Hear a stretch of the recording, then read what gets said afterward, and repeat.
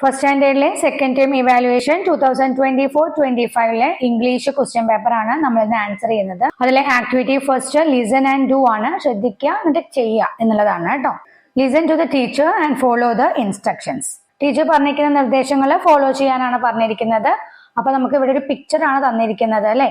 Puppy ഉണ്ട്, കാറ്റ് ഉണ്ട് അല്ലെ, കാർ ഉണ്ട്, പാരറ്റ് ഉണ്ട്, പിന്നെ ക്ലോക്ക് ഉണ്ട്. പിക്ചറിൽ എന്തൊക്കെയാണെന്നൊക്കെ ശ്രദ്ധിക്കാം. അത് എവിടെയാണെന്നും കൂടി ഒന്ന് നോക്കുക കേട്ടോ. ഈ പിക്ചറിനെ ബേസ് ചെയ്തിട്ട് കുറച്ച് സെന്റൻസസ് ടീച്ചർ പറയും. അപ്പൊ അത് ശരിയാണോ തെറ്റാണോ എന്ന് നിങ്ങൾ മനസ്സിലാക്കിയതിനു ശേഷം ശരിയാണ് എന്നുണ്ടെങ്കിൽ ബോക്സിൽ ടിക്ക് മാർക്ക് ഇടുക, തെറ്റാണ് എന്നുണ്ടെങ്കിൽ ക്രോസ് മാർക്ക് ഇടുക കേട്ടോ. പിക്ചറിൽ എന്തൊക്കെയാ തന്നിരിക്കുന്നത്? പപ്പി ഉണ്ട്, കാറ്റ് ഉണ്ട്, പാരറ്റ് ഉണ്ട്, പിന്നെ ബോളിൽ ഒരു ക്ലോക്ക് ഉണ്ട്, പിന്നെ ഫ്ലവർ വേസ് ഉണ്ട്, ബുക്സ് ഉണ്ട്, ഒരു പ്ലേറ്റിൽ നിറച്ച ആപ്പിൾ ഇരിക്കുന്നുണ്ട് അല്ലെ ടേബിളിന്റെ മുകളിൽ, പിന്നെ ടേബിളിന്റെ അടിയിൽ ഒരു കാറ്. അതിന്റെയൊക്കെ പിക്ചറാണ് നമുക്ക് തന്നിരിക്കുന്നത് അല്ലെ. അപ്പൊ ടീച്ചർ പറയുന്ന സെന്റൻസസ് ഏതൊക്കെയാ നോക്കാം. The puppy is sleeping on a mat. First sentence അതാണ് കേട്ടോ.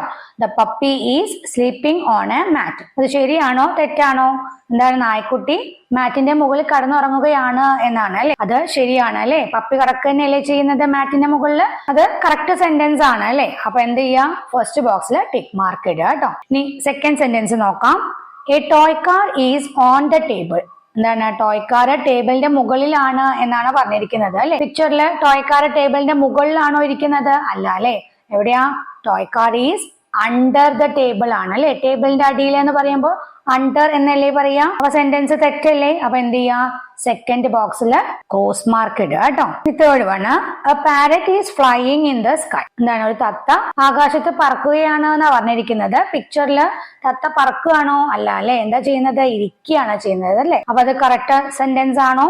അല്ല. അപ്പൊ തേർഡ് ബോക്സിൽ എന്ത് ചെയ്യാ? ക്രോസ് മാർക്ക് ഇടുക കേട്ടോ. അടുത്തത്, എ കാറ്റ് ഈസ് ഓൺ ദ ടേബിൾ എന്നാണ് പറഞ്ഞിരിക്കുന്നത്. ഒരു പൂച്ച ടേബിളിന്റെ മുകളിലാണ് എന്നാ പറഞ്ഞിരിക്കുന്നത്. ആണ് അല്ലെ. കാറ്റ് ടേബിളിന്റെ മുകളിൽ തന്നെ അല്ലേ. അപ്പൊ കറക്റ്റ് സെന്റൻസ് ആണല്ലോ. എന്ത് ചെയ്യാ? ടിക്ക് മാർക്ക് ഇടുക കേട്ടോ. Fourth one, last one, A clock is on the wall എന്നാണ് പറഞ്ഞിരിക്കുന്നത്. ക്ലോക്ക് ചുമരിന്റെ മുകളിലാണ് എന്നാണ് പറഞ്ഞിരിക്കുന്നത്. കറക്റ്റ് സെന്റൻസ് ആണ് അല്ലെ. അപ്പൊ എന്ത് ചെയ്യാ? ഫിഫ്ത്ത് വണ്ണില് ടിക്ക് മാർക്ക് ഇടുക കേട്ടോ.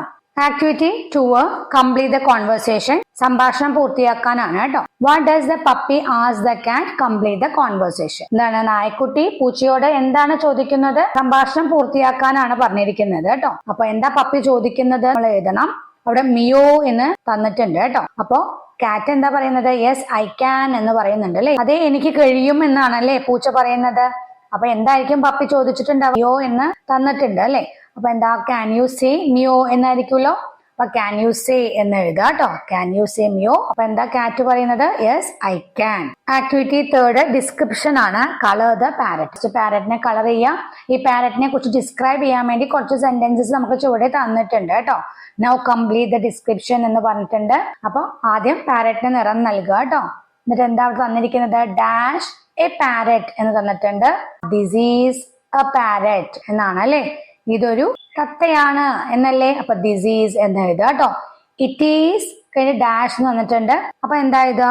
It is green in colour എന്ന് എഴുതാം അല്ലെ. അത് പച്ച നിറത്തിലാണ് എന്ന് എഴുതാലോ. അപ്പൊ ഇറ്റ് ഈസ് എന്ന് തന്നിട്ടുണ്ട്, ഗ്രീൻ ഇൻ കളർ എന്നും കൂടി എഴുതുക കേട്ടോ. ദ പാരറ്റ് ഹാസ് 2 എന്ന് തന്നിട്ടുണ്ട്. പാരറ്റിന് 2 എന്തെഴുതാം? ചിറകുകളുണ്ട് എന്ന് എഴുതാം, അല്ലെങ്കിൽ കാലുകളുണ്ട് എന്ന് എഴുതാം, കണ്ണുകളുണ്ട് എന്നൊക്കെ എഴുതാം അല്ലെ. അപ്പൊ നമുക്കതിൽ ഏതെങ്കിലും എഴുതാം കേട്ടോ.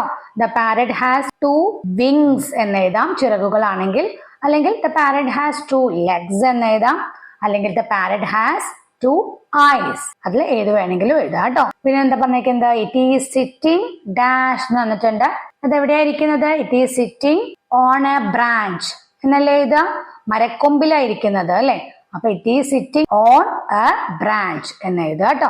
അടുത്തത്, ദ പാരറ്റ് ക്യാൻ എന്ന് തന്നിട്ടുണ്ട്. പാരറ്റിന് കഴിയും എന്നാണ് തന്നിരിക്കുന്നത് അല്ലെ. പാരറ്റിന് എന്തിനാ കഴിയുക? ദ പാരറ്റ് ക്യാൻ ഫ്ലൈ എന്ന് എഴുതാം, പറക്കാൻ കഴിയും എന്ന് എഴുതാം, അല്ലെങ്കിൽ ദ പാരറ്റ് ക്യാൻ ടോക്ക് എന്ന് എഴുതാം അല്ലെ. സംസാരിക്കാൻ കഴിയൂലോ, അങ്ങനെ എഴുതാം കേട്ടോ. Activity 4, match the pictures with the sentences. ചിത്രങ്ങളെ സെന്റൻസസുമായിട്ട് യോജിപ്പിക്കാനാണ് പറഞ്ഞിരിക്കുന്നത് കേട്ടോ. Draw lines and match the pictures with the sentences related to them. ഇവിടെ കുറച്ച് പിക്ചേഴ്സ് തന്നിട്ടുണ്ട്, കുറച്ച് സെന്റൻസസ് തന്നിട്ടുണ്ട്. പിക്ചേഴ്സുമായിട്ട് ബന്ധപ്പെട്ട സെന്റൻസസ് ഏതൊക്കെയാന്ന് കണ്ടെത്തിയിട്ട് വരച്ച് യോജിപ്പിക്കാനാണ് പറഞ്ഞിരിക്കുന്നത് കേട്ടോ. അപ്പൊ നമുക്ക് അവിടെ തന്നിരിക്കുന്ന പിക്ചേഴ്സ് എന്ന് പറഞ്ഞാൽ ഫ്രോഗ് ഉണ്ട്, പിന്നെ ഹണി ബീ ഉണ്ട്, കോക്ക് ഉണ്ട്, എലിഫന്റ് ഉണ്ട്, പിന്നെ ഒരു ഡോഗ് എന്നാണ്. എന്തൊക്കെയാ തന്നിരിക്കുന്ന സെന്റൻസസ് നോക്കാം.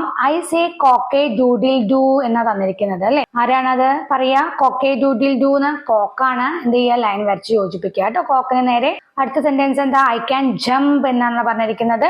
എനിക്ക് ചാടാൻ കഴിയും എന്നാണ് അല്ലെ. അപ്പൊ അതാരാ? ഫ്രോഗാണ്. ഫ്രോഗിന് നേരെ ലൈൻ വരച്ച് യോജിപ്പിക്കുക കേട്ടോ. പിന്നെ ഐ ആം ബ്ലാക്ക് എന്ന് തന്നിട്ടുണ്ട്. ഞാന് കറുത്ത നിറമാണ് എന്നാണ് അല്ലെ. അപ്പൊ ഏതാണ്? എലിഫന്റ് ആണ്. എലിഫന്റിന് നേരെ വര വരച്ച് യോജിപ്പിക്കുക കേട്ടോ. അടുത്തത് ഐ ആം എ ഡോഗ് എന്നാണ്, വരച്ച് യോജിപ്പിക്കുക കേട്ടോ ഡോഗിന് നേരെ. അടുത്തത് ഐ ലൈക്ക് ഫ്ലവേഴ്സ് ആണ് അല്ലെ. ആരാണ് പൂക്കൾ ഇഷ്ടമാണ് എന്ന് പറയുന്നുണ്ടാവുക? ഹണി ബി ആയിരിക്കും അല്ലെ. വര വരച്ച് യോജിപ്പിക്കുക കേട്ടോ. Activity 5, add a line to the song. എന്താണ്? പാട്ടിന് ഒരു വരി ചേർക്കാനാണ് കേട്ടോ. Listen to the teacher and sing after her. Add a line to the song. അപ്പൊ നമുക്ക് സോങ് നോക്കാം. Hi dear friends, come with me, let us dance under the tree. അടുത്തത് എന്താ lines? Hi dear friends, come with me, let us എന്ന് തന്നിട്ടുണ്ട്. പിന്നെ നമുക്ക് തന്നിട്ടില്ല അല്ലെ. അവിടെ നമ്മൾ ലൈന് ചേർക്കണം കേട്ടോ. അണ്ടർ ദ ട്രീ എന്നും തന്നിട്ടുണ്ട്. അപ്പൊ ആദ്യം പാരറ്റ് എന്താ പറഞ്ഞത്? Hi dear friends, come with me, let us dance എന്നാണ് അല്ലെ. അണ്ടർ ദ ട്രീ എന്നാണ്.